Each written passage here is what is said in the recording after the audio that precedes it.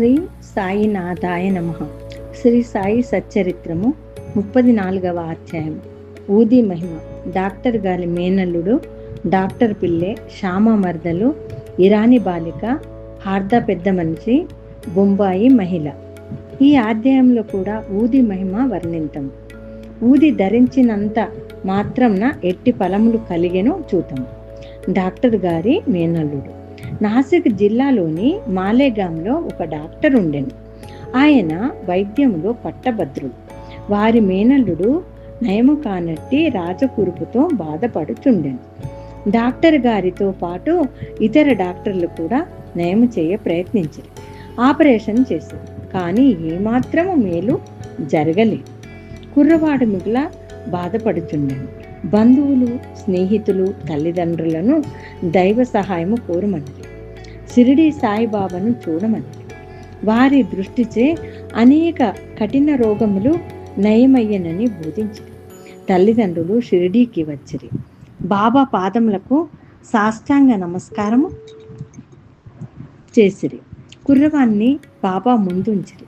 తమ బిడ్డను కాపాడమని అధిక వినయ గౌరవములతో వేడుకొన్నారు. దయార్థ హృదయుడు బాబా వారిని ఓదార్చి ఇట్లనెను: ఎవరైతే ఈ మసీదుకు వచ్చెదరో వారెన్నడూ ఈ జన్మలో ఏ వ్యాధి చేతను బాధపడరు. కనుక హాయిగా ఉండు.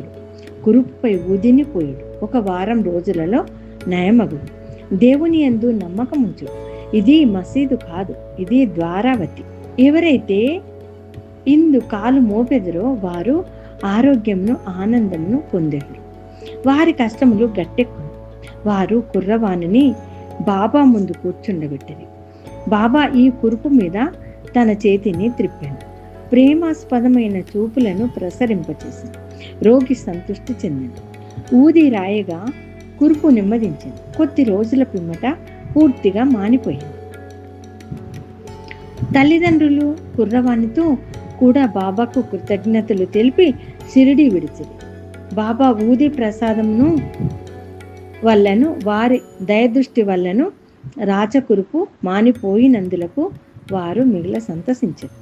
ఈ సంగతి విని కుర్రవాణి మామయ్యకు డాక్టర్ ఆశ్చర్యపడి బొంబాయి పోవచ్చు మార్గమున బాబాను చూడగోరాను. కానీ మాలేగాంలోను, మన్మాడ్లోను ఎవరో బాబాకు వ్యతిరేకముగా చెప్పి అతని మనస్సును విరిచిరి. కావున అతడు షిరిడీకి పోవుట మానుకొని తిన్నగా బొంబాయి చేరాను. తనకు మిగిలియున్న సెలవులు అలీబాగులో గడపవలనని అనుకున్నాను. బొంబాయిలో 3 రాత్రులు వరుసగా ఒక కంఠధ్వని ఇంకను నన్ను నమ్మవా అని వినిపించింది. వెంటనే డాక్టరు తన మనస్సును మార్చుకొని షిరిడీకి పోవ నిశ్చయించుకున్నాడు. అతడు బొంబాయిలో ఉన్న ఒక రోగికి అంటు జ్వరమునకు చికిత్స చేయుచుండెను. రోగికి నయము కాకుండెను కనుక షిరిడీ ప్రయాణము వాయిదా పడును అనుకొనెను. కానీ తన మనస్సులో బాబాను పరీక్షించదలచి రోగి యొక్క వ్యాధి ఈనాడు కుదిరినచో రేపే షిరిడీకి పోయేదను అని అనుకున్నాను. జరిగిన చిత్రమేమన సరిగ్గా మనోనిత్యం చేసినప్పటి నుంచి జ్వరము తగ్గుటకు ప్రారంభించి త్వరలో సామాన్య ఉష్ణతకు దిగాను. డాక్టర్ తన మనోనిత్యం ప్రకారము షిరిడీకి వెళ్ళాను. బాబా దర్శనం చేసి వారి పాదములకు సాష్టాంగ నమస్కారం నర్చింది. బాబా అతనికి గొప్ప అనుభవం కలుగచేయుటచే అతడు బాబా భక్తుడయ్యాడు. అక్కడ 4 రోజులుండి బాబా ఊదితోనూ ఆశీర్వచనములతోనూ ఇంటికి వచ్చాడు. ఒక పక్షం రోజులను అతనిని బీజాపూర్కి హెచ్చు జీతముపై బదిలీ చేసింది. అతని మేనల్లుని రోగము ఆ డాక్టర్కు బాబా దర్శనము తోడ్పడింది. అప్పటి నుంచి అతనికి బాబా యందు భక్తి కుదిరాడు. డాక్టర్ పిల్లె అన్న అతడు బాబాకు ప్రియభక్తుడు. అతని యందు బాబాకు మిగుల ప్రేమ. బాబా అతన్ని బావు అన్న అని పిలుచువారు. బాబా అతనితో ప్రతి విషయము సంప్రదించువారు. అతన్ని నెల్లప్పుడు చెంత నుంచుకొనివారు. ఒకప్పుడు ఈ డాక్టర్ గినియా పురుగులచే నారిపుండు బాధ పడుచుండెను. అతడు కాకాసాహెబ్ దీక్షిత్తో చాలా హెచ్చుగా నున్నది, నేను భరించలేకున్నాను. దీనికంటే చావు మేలని తోచుచున్నది. గత జన్మలో చేసిన పాపములను పోగొట్టుకొనుటకై నేను ఈ బాధ అనుభవించుచున్నాను. కాన బాబా వద్దకు పోయి ఈ బాధ నాపు చేసి దీనిని రాబోయే 10 జన్మలకు పంచిపెట్టవలసిందని వేడుమని మనను. దీక్షితు బాబా వద్దకు వెళ్ళి ఈ సంగతి చెప్పాను. బాబా మనస్సు కరిగాను. బాబా దీక్షితుకి ఇట్లను, నిర్భయుడిగా ఉండు మనము. అతడేళ్ళ 10 జన్మల వరకు బాధపడవలను. 10 రోజులలో గత జన్మ పాపంను హరింపచేయగలను. నేను ఇక్కడి నుండి ఇహపర సౌఖ్యములు ఇచ్చుటకు సిద్ధంగా నుండా అతడేళ్ళ చావును కోరవలను. అతనినెవరి వీపుపై నైనా తీసుకొని రండు. అతని బాధను శాశ్వతంగా నిర్మూలించదు.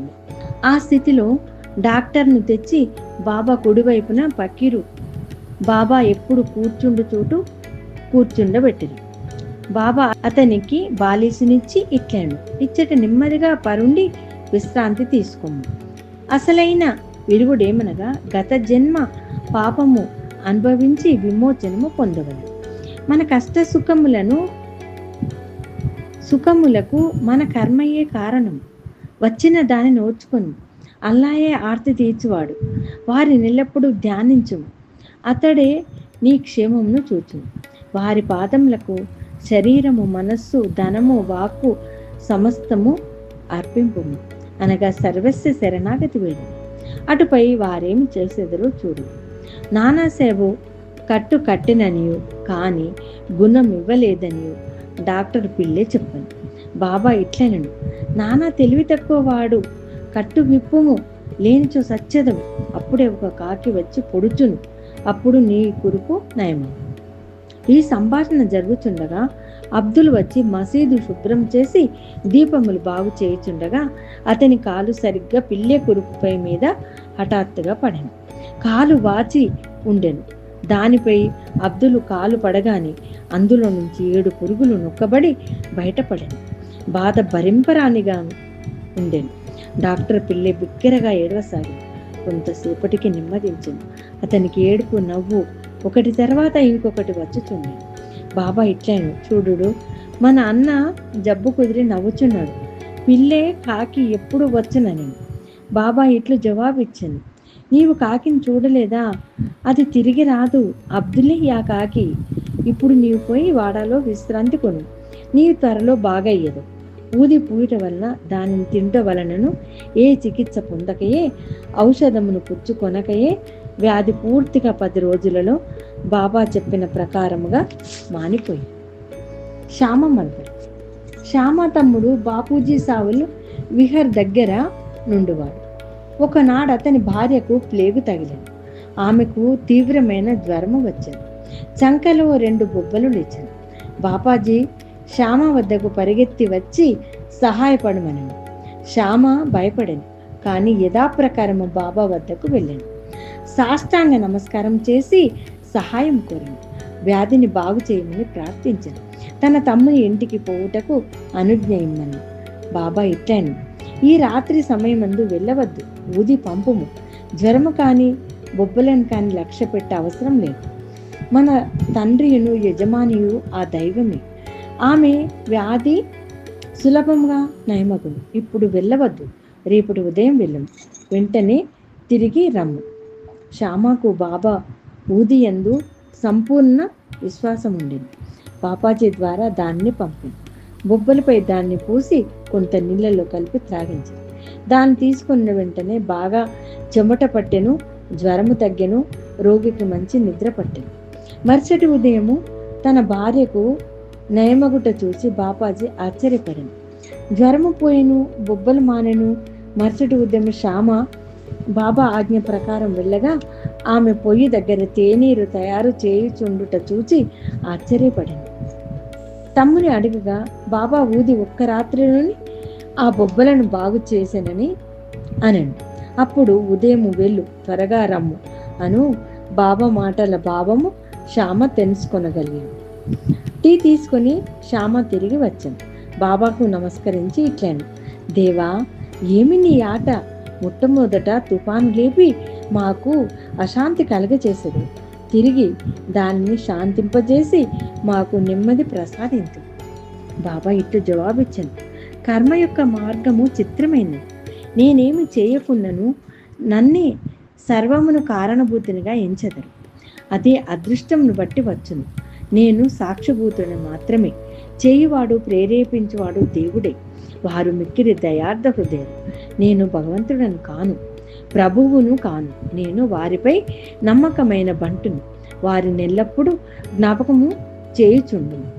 ఎవరైతే తమ అహంకారమును పక్కకు తోసి భగవంతునికి నమస్కరించెదరో, ఎవరు వారిని పూర్తిగా నమ్మెదరో వారి బంధములూడి మోక్షమును పొందెదరు. ఇరానీ బాలిక. ఇక ఇరానీ వాని అనుభవమును చదువు. అతని కుమార్తెకు ప్రతి గంటకు మూర్ఛ వచ్చుచున్నది. మూర్ఛ రాగానే ఆమె మాట్లాడలేకుండా కాళ్ళు చేతులు ముడుచుకొని స్పృహ తప్పి పడిపోవచ్చున్నది. ఏ మందులు ఆమెకు నయము చేయలేదు. ఒక స్నేహితుడు బాబా ఊది ఉపయోగించమని విల్లిపార్లెలో నున్న కాకాసాహెబ్ దీక్షిత్ వద్ద ఊది తీసుకొని రమ్మని. ఇరానీ వాడు ఊదిని తెచ్చి ప్రతిరోజు నీటిలో కలిపి త్రాగించుచుండెను. మొదట ప్రతి గంటకు వచ్చి మూర్ఛ 7 గంటలకు ఒకసారి రాసాగింది. కొద్ది రోజుల పిమ్మట పూర్తిగా నిమ్మలించింది. హార్ద పెద్ద మనిషి. హార్దాపుర మధ్య పరగణాలు నివసియగు వృద్ధుడొకడు మూత్రకోశంలో రాయితో బాధపడుచుండు. అట్టి రాళ్ళు ఆపరేషన్ చేసి తీసేది కనుక ఆపరేషన్ చేయించుకోమని సలహా ఇచ్చేది. అతడు ముసలివాడు, మనోబలం లేనివాడు, ఆపరేషన్ ఒప్పుకొనకుండేది. అతని బాధ ఇంకొక రీతిగా బాగు కావలసి ఉండేది. ఆ గ్రామం ఇనాముదారు అచ్చటకు వచ్చుట తటస్థించను. అతడు బాబా భక్తుడు. అతని వద్ద బాబా ఊది ఉండేది. స్నేహితులు కొందరు చెప్పగా ఆ వృద్ధుని కుమారుడు ఊది తీసుకొని దాన్ని నీళ్లలో కలిపి తండ్రికి ఇచ్చాను. 5 నిమిషములలో ఊది గుణం ఇచ్చాను. రాయి కరిగి మూత్ర వెంబడి బయటపడాను. వృద్ధుడు శీఘ్రముగా బాగయ్యాడు. బొంబాయి మహిళ. కాయస్థ ప్రభు కులమునకు చెందిన బొంబాయి స్త్రీ యువతి ప్రసవించు సమయంలో మిగిలిన బాధపడుతుంది. ఆమె గర్భవతి అయినా ప్రతిసారి మిగిలిన బాధపడుతుంది. ఆమెకేమీ తోచకుండేది. బాబా భక్తుడు కళ్యాణ వాసుడగు శ్రీరామ మారుతి ఆమె ప్రసవించిన నాటికి సిడీకి తీసుకొని పొమ్మని సలహా ఇచ్చాను. ఆమె గర్భవతి కాగా భార్యాభర్తలు షిరిడీకి వచ్చిరి. కొన్ని మాసములు అక్కడ ఉండి బాబాను పూజించిరి. వారి సాంగత్యం వలన సంపూర్ణ ఫలము పొందిరి.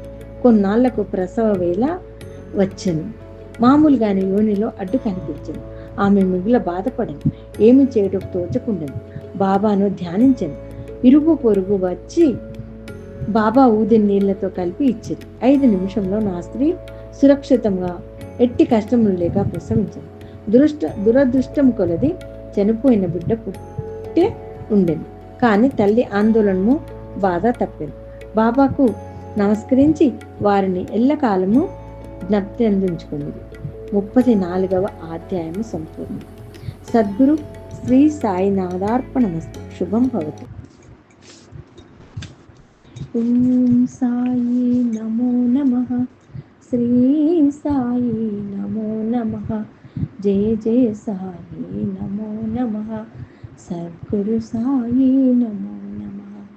ఓం సాయి నమో నమః. శ్రీ సాయి నమో నమః. జయ జయ సాయి నమో నమః. సద్గురు సాయి